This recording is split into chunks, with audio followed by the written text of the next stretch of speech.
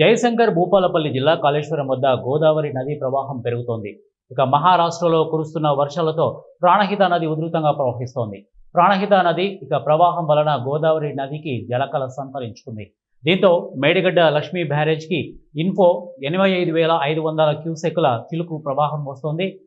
Barrage 7వ black దెబ్బతిన్నప్పటి నుంచి బ్యారేజీలో పూర్తి స్థాయిలో గేట్లను ఎత్తి అదే స్థాయిలో నీటిని దిగువకు విడుదల చేస్తున్నారు.